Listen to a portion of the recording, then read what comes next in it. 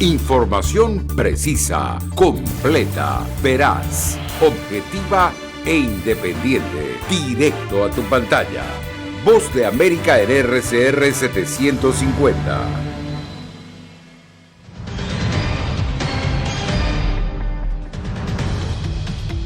La Casa Blanca sopesa nuevas medidas en su política hacia Cuba mientras insiste en el mensaje disuasorio a quienes piensan emigrar por mar desde la isla a Estados Unidos.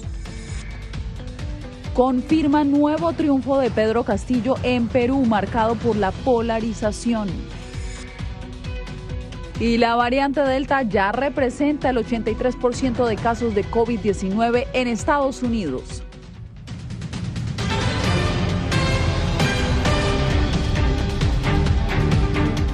Bienvenidos, gracias por acompañarnos. Soy Yasmín López. La Casa Blanca sopesa nuevas acciones en su política hacia Cuba.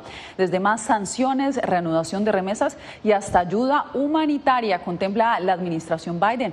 Las iniciativas no escapan del escrutinio de algunos cubano-estadounidenses ni de legisladores republicanos. Jorge Agobián, ¿cuáles son las críticas y entonces qué proponen los republicanos? Yasmín, primero que el presidente Biden no se haya dirigido directamente a los cubanos estadounidenses y a los cubanos en la isla hasta el momento, y según la Casa Blanca eso no está en agenda del mandatario por ahora. Y por el otro lado, los republicanos piden que se mantengan las sanciones y que se recrudezcan las mismas hacia el gobierno en La Habana. ¡Eso es Cuba! La Casa Blanca asegura que evalúa varias acciones sobre su política hacia Cuba. Estamos mirando opciones, hay muchas ideas por ahí. También estamos buscando apalancar a nuestros socios internacionales para aumentar los flujos de asistencia humanitaria a Cuba y trabajar con socios internacionales para expresar preocupación y presionar públicamente, pero también trabajar con organizaciones internacionales. El presidente Biden ordenó el lunes al Departamento de Estado crear un grupo de trabajo que analice las opciones para reautorizar el envío de remesas a Cuba, una medida de la era Trump que se mantiene vigente. La portavoz de la Casa Blanca aseguró este martes que sobre la mesa está el estudio de la efectividad de la medida. Ha habido una preocupación de larga data sobre si se devuelven las remesas, que el dinero o los fondos no lleguen a manos del régimen o les permitan llenar sus bolsillos. Frente a la Casa Blanca, sin embargo, algunos cubanos estadounidenses unieron sus voces a la de legisladores republicanos, quienes criticaron la iniciativa, entre ellos el representante Mario Díaz Balart. Para él, la medida es inconcebible. Biden anuncia un grupo de trabajo de remesas para debilitar las sanciones como lo ha solicitado la dictadura. La mayoría del pueblo cubano, especialmente los afrocubanos, no tienen acceso a las remesas familiares. Lo que todo el pueblo cubano necesita es que Biden lidere una campaña internacional por su libertad inmediata y proporcione un acceso a Internet que no pueda ser bloqueado por la dictadura.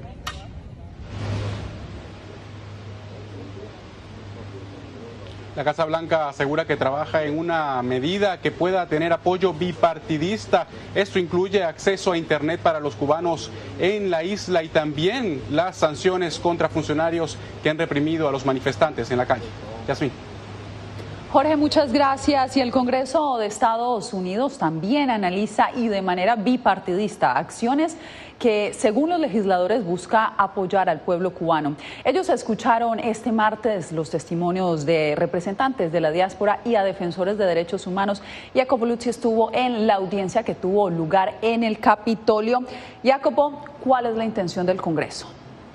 Yasmín, los legisladores del Comité de Asuntos Exteriores de la Cámara de Representantes quieren en primer lugar escuchar voces expertas para considerar medidas que ayuden directamente al pueblo cubano, no al gobierno de la isla. La reconocida voz de Rosa María Payá y el director para las Américas de Human Rights Watch fueron parte de los testimonios. Los legisladores en la Cámara de Representantes quisieron enviar un mensaje muy claro frente a la situación de represión que vive el pueblo cubano después de las protestas de los últimos días. El Congreso no es indiferente y está en marcha para tomar acción. Podemos tomar acciones para brindar apoyo inmediato al pueblo cubano. Necesitamos trabajar urgentemente para restaurar y expandir el acceso a Internet en la isla. Desafortunadamente, no existe una fórmula mágica para resolver este problema. Y es que para el gobierno estadounidense el acceso a Internet en la isla es una prioridad y los testigos invitados a la audiencia confirmaron que restablecerlo podría salvar vidas y revelar lo que pasa exactamente en Cuba. El Congreso puede pedirle al presidente Biden y a la administración que impongan sanciones individuales sobre cada uno de los represores que hoy está involucrado en graves abusos, en asesinatos, en detenciones masivas, en golpizas a las personas que protestan en las calles. Frente a las preguntas de los legisladores, un hecho quedó claro a través de las palabras de los panelistas. El embargo estadounidense a Cuba no está funcionando ni para ayudar a los cubanos ni para involucrar a los aliados estadounidenses. Que este Congreso examine lo adecuado de esa política, lo pertinente de la política, si esa política ha sido eficaz o no, qué variaciones, qué ajustes se les pueden hacer a la política. Independientemente de eso, sí creo que... Según Vivanco, en el corto plazo, facilitar el sistema de las remesas y enviar vacunas a Cuba serían dos acciones que podrían tener un gran e inmediato impacto en la isla. Y Capo, estaremos a la expectativa de acciones que emprenda entonces el Congreso de Estados Unidos. Muchas gracias por el reporte. Bien, y mientras las protestas en La Habana hacen más difícil la relación entre Cuba y Estados Unidos, las autoridades estadounidenses continúan enviando mensajes disuasorios a quienes buscan salir de la isla. Celia Mendoza tiene los detalles desde Miami. A 168 kilómetros de Key West, en la capital cubana, el gobierno de Miguel Díaz-Canel sigue repitiendo su mensaje antiestadounidense, mientras la consultoría independiente Cubalex reporta más de 150 arrestados y desaparecidos tras las protestas. Ahí está al acecho el ala dura del Congreso norteamericano, afilándose los dientes y exigiendo a sus adversarios políticos de la actual administración que actúen ya contra Cuba. Sin embargo, para el exiliado cubano Juan Garau, esta crisis en la isla es un momento para encontrar unidad en el Congreso estadounidense. Nosotros necesitamos la unión de los republicanos y los demócratas. Garau se pronunció en contra de los llamados de los cubanos en el exilio a promover el despliegue de las conocidas como flotillas en el estrecho de la Florida. Aunque sea la mejor buena voluntad que haya, si no hay experiencia, no va a funcionar y puede provocar que haya muchos muertos en alta mar. Con un mensaje disuasorio a los cubanos que pretenden salir, se pronunció la suboficial Nicole Grohl, vocera de la Guardia Costera. Quieren subirse a sus botes e ir a Cuba y tratar de llevar suministros para sus familias o intentar sacarlos de la isla y traerlos aquí, pero no pueden hacerlo. Es ilegal que los estadounidenses entren en territorio cubano sin permiso. El mensaje de la Guardia Costera de los Estados Unidos es claro, que no se arriesguen tratando de llegar al sur de la Florida, en especial porque muchos de ellos, a pesar de hacer ese viaje, serían regresados a su país de origen. Celia Mendoza, Voz de América, Miami. Entre tanto, en Haití, este martes dimite Claude Joseph al cargo de primer ministro interino y será Ariel Henry quien tome las riendas del país. Henry ha recibido el apoyo de miembros de la comunidad internacional, entre ellos la Organización de Estados Americanos, la Unión Europea y el llamado Core Group, un grupo de 6 embajadores, entre ellos el de Estados Unidos, que urgen a la celebración de elecciones presidenciales que permitan crear un gobierno inclusivo y transparente en Haití. Cada vez es más común en Guatemala el paso de migrantes haitianos que buscan llegar a Estados Unidos. Eugenia Sagastume nos informa sobre las tendencias que indican un posible incremento de la migración tras el magnicidio del presidente en la nación caribeña. Hemos observado un incremento de personas de nacionalidad haitiana quienes ingresan a territorio guatemalteco incumpliendo el reglamento migratorio. Aunque no hay cifras exactas. Lamentablemente estas personas están ingresando a nuestro territorio en puntos ciegos, por ende ha sido complicado determinar un número preciso. La mayoría de haitianos son localizados en operativos de la Policía Nacional Civil cerca de la frontera con Honduras, pero al no tener una visa son expulsados. En este caso, el país de procedencia era Honduras, que fue el país por el cual ellos ingresan a nuestro territorio. Deben de presentar la visa que corresponde, una visa categoría C, misma que necesita un garante en el país. El analista Jair Dabroy explica que Guatemala, por su ubicación geográfica, se convierte en receptor de migrantes de muchas nacionalidades que buscan llegar a Estados Unidos, como los haitianos, e incluso apunta que empieza a hablarse nuevamente de ser una opción de tercer país seguro. Se vuelve a hablar que Guatemala podría ser una opción para recibir a personas que estén solicitando asilo en los Estados Unidos, y acá otra vez la población caribeña y sobre todo la haitiana. Pero asegura que podrían implementarse políticas más humanas. Acciones que trasciendan únicamente la labor de expulsión. Tomando en cuenta que la migración de haitianos podría aumentar debido al reciente asesinato de su presidente. Eugenia Sagastume, Voz de América, Guatemala.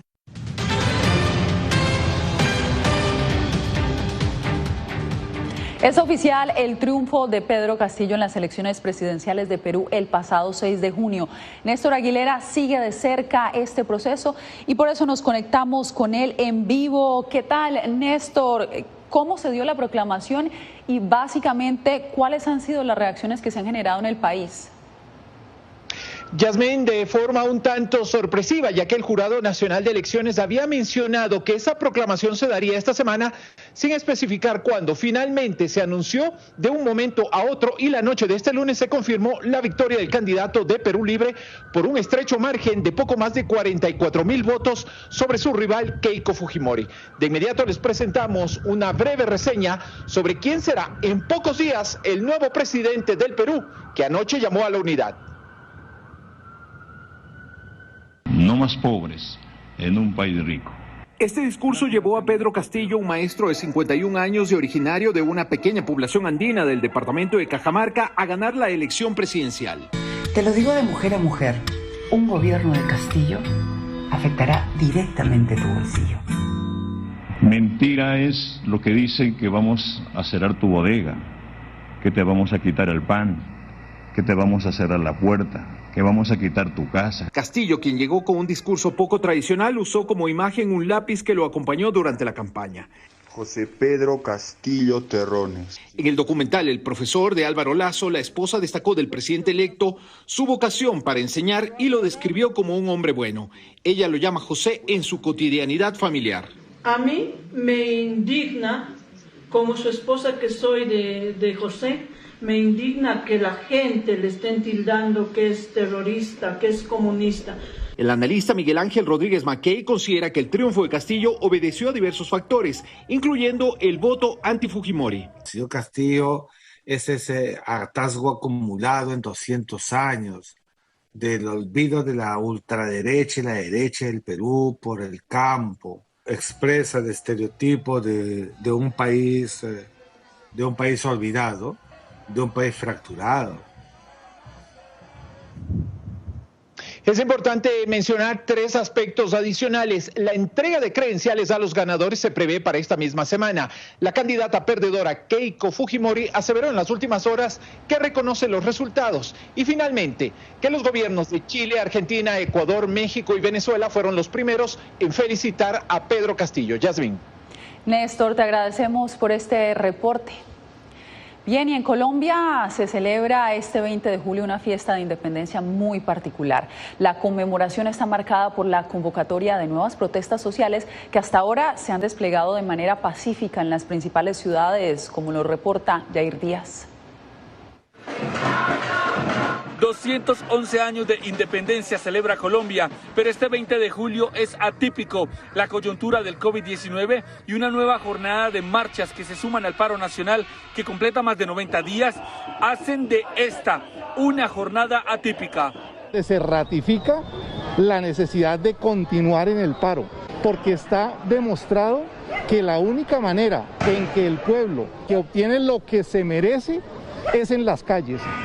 Las autoridades en cabeza del ministro de Defensa, Diego Molano, desplegaron a miembros de la policía y de las fuerzas militares en todo el territorio nacional como medida preventiva frente a posibles actos vandálicos y hechos de violencia.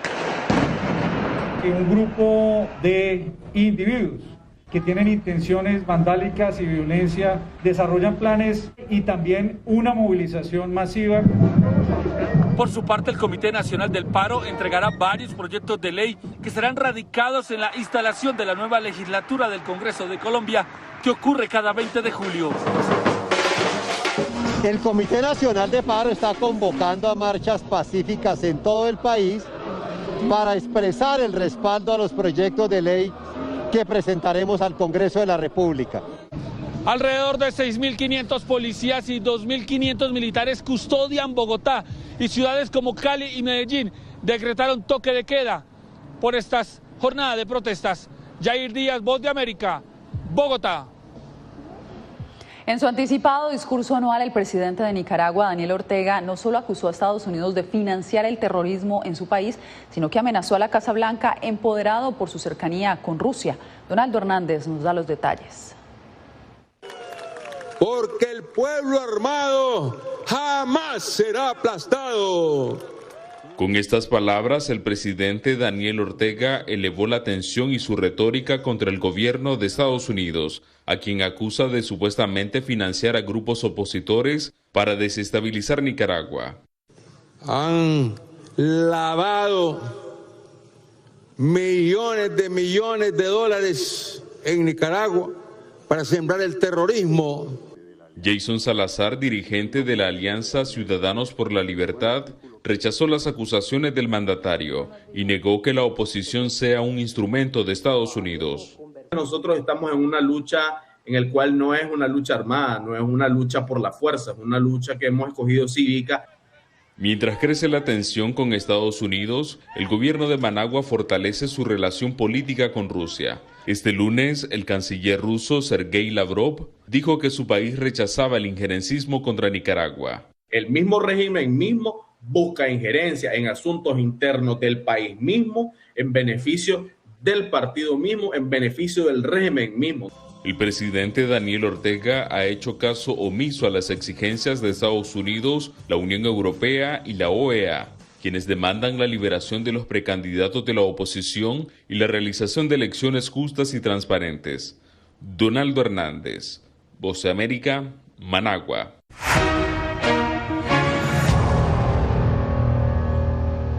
La variante Delta ya ha generado el 83% de los nuevos contagios de coronavirus en Estados Unidos, según lo informaron este martes los CDC.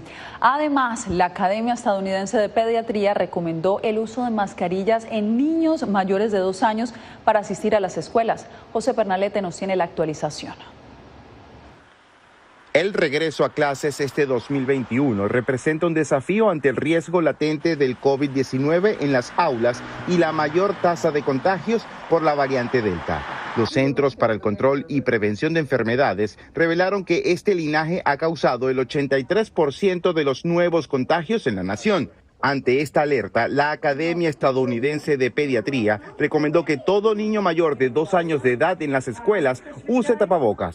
Está pidiendo en la parte de distanciamiento social y también muy importante la mascarilla, que hemos visto que los niños arriba de 2 años de edad pueden ponerse realmente esta mascarilla y muy importante, está sirviendo para crear seguridad y protección, porque hay que recordar que ahorita tenemos vacunas arriba de los 12 años de edad.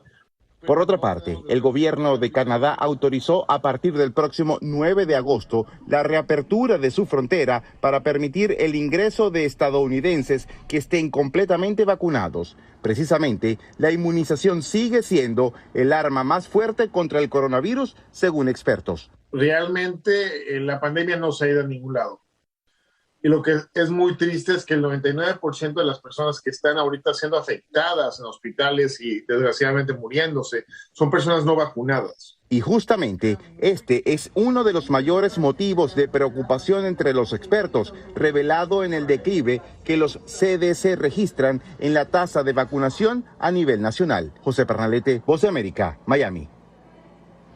En medio de grandes retos por la pandemia y los altos niveles de mendicidad, comenzó la pugna por la alcaldía de la ciudad de Los Ángeles, donde vive una de las comunidades hispanas más grandes de Estados Unidos. Verónica Villafañe tiene los pormenores.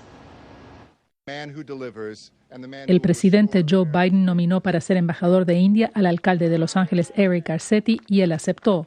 Garcetti, electo alcalde en el 2013, trabajó arduamente en la campaña presidencial de Biden. Su segundo término culmina en diciembre del 2022. Según los estatutos de la ciudad, el Consejo Municipal puede designar a un alcalde interino para cumplir el resto de su mandato.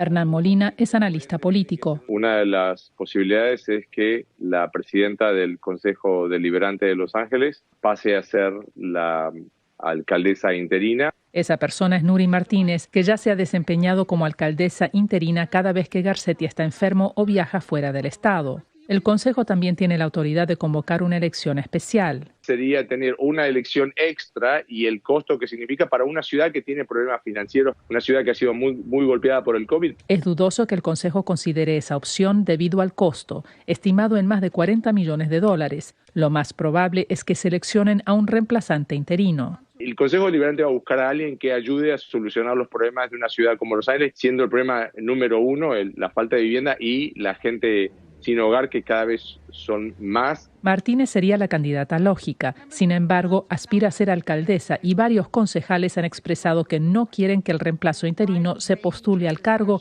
y tenga una ventaja en las próximas elecciones municipales. Pero iniciar el proceso depende de que el Senado de Estados Unidos confirme la nominación de Garcetti, y eso podría tardar meses. Verónica Villafañe, Voz de América, Los Ángeles.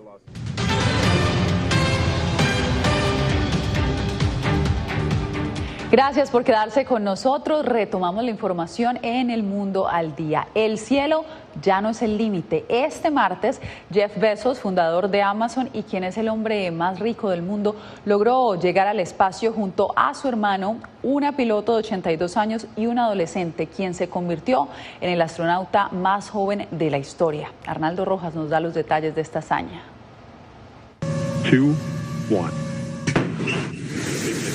Más de 20 años de preparación rindieron frutos esta mañana para el magnate Jeff Bezos a bordo del primer vuelo espacial de su compañía Blue Origin.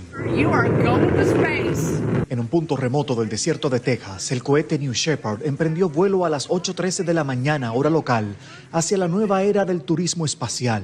Go, Jeff, go, Mark, go, Wally, go, Oliver. Oh my God.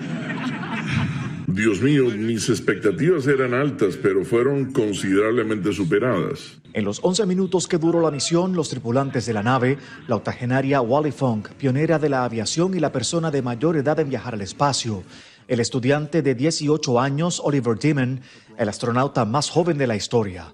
Bezos y su hermano Mark Bezos experimentaron 4 minutos de ingravidez y volaron a más de 4.000 kilómetros de velocidad a una altura de 100 kilómetros sobre la superficie de la Tierra.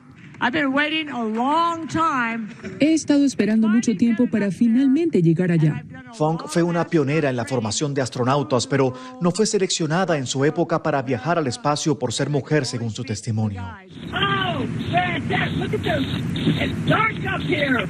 El lanzamiento, que se produjo en el 52 aniversario del primer viaje del hombre a la Luna, es el segundo financiado con fondos privados como parte de la comercialización de los vuelos al espacio, una hazaña exclusiva para multimillonarios todavía.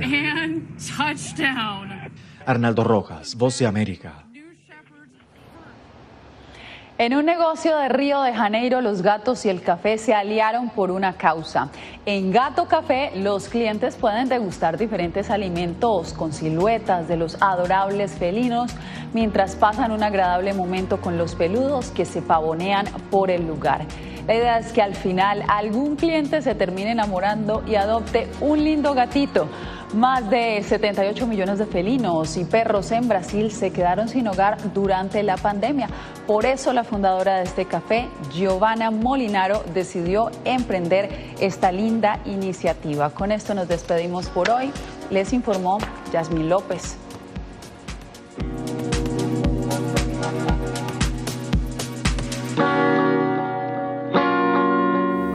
Radio Caracas Radio presentó Voz de América.